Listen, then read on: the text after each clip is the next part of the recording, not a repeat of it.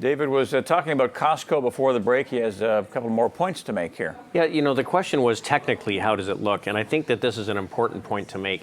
When you go through a correction like we're going through, while you may not be a big buyer in a declining market, you should be looking for the things you'd like to own when things start to find a footing. And one of the things that we spend a lot of time on is looking for companies that bottom when the first market low takes place, but don't go back to retest those lows even though the market may do that. So as of yesterday at the close, we were very close to retesting that low of 1870 on the S&P 500. If you look at the price chart of Costco, basically it's trading $8-9 above where it was trading on the 24th of August when the market hit that low. So we build a list of names that are diverging away or behaving better than the market because those are likely to lead on the other side, and Costco falls into that camp. I just thought I'd make that point. Okay, we are a visual medium, so let's show what you were talking about. We'll compare Costco here against the S&P 500 through the ETF SPY, and there is the divergence you're talking about. Right. So that is very favorable technically. So it's something that you want to look for. We look for and build an inventory of names that we're comfortable with fundamentally and technically, so that when we do see improvement, we can buy strong names in groups that are leading. And we see it there just crossing over the orange line against the S&P 500. So to David's point, let's talk to Dave. He is in Winnipeg. Hi, Dave. Hello. Thanks for taking my call. You're welcome. I just had a question about Raytheon.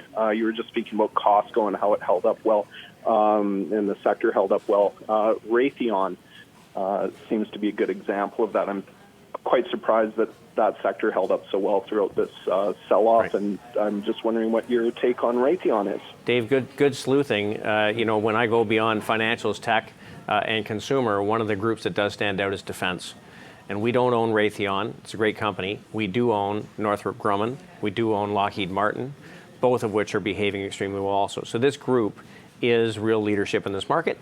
It makes some sense if people are concerned about the impact of China and emerging markets on developed economies. First of all, you don't tend to get a bear market out of emerging markets, but people are concerned about that. The defense stocks, sell a lot of their stuff into the U.S. domestic government and really are not very impacted by global growth. So we like that group as a whole, and Raytheon would have no problem with. Do you think the movement of these stocks has anything to do with the impending election in the U.S. and what investors may think? I think that there is some anticipation that you might get a change in government along the way. But in either case, we've had basically 10 years of declining spending on a spending growth in defense. And it is cyclical. You do tend to get a pickup, and it looks as though there might be a pickup coming on the defense spending side. So you mentioned Lockheed Martin, LMT, and Northrop Grumman is NOC, which I think we might just see here quickly before we move along to Natalie, who's in Toronto. Go ahead, Natalie.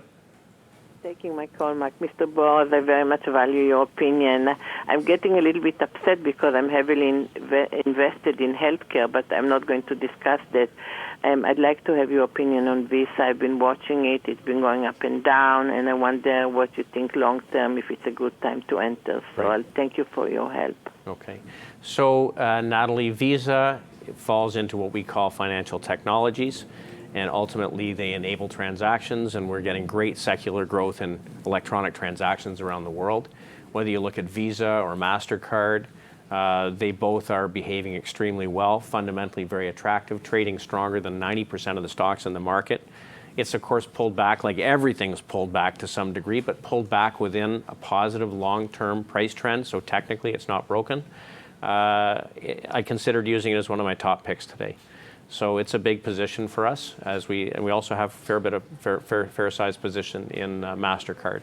So I have no problem recommending that stock.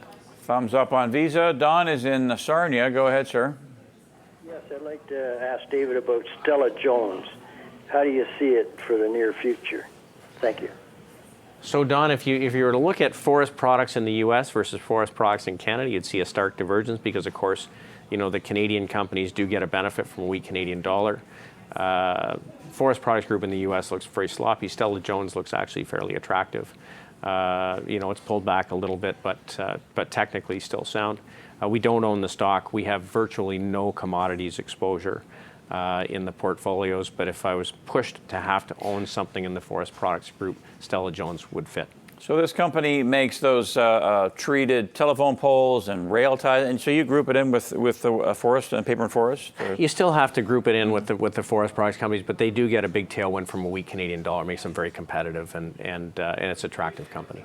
And very quietly, it's done incredibly well over the last several years, as you see there. Deborah's in Mirror, Alberta. Hi, Deborah. How are you? Good. Go Hello. ahead. How are you? Fine.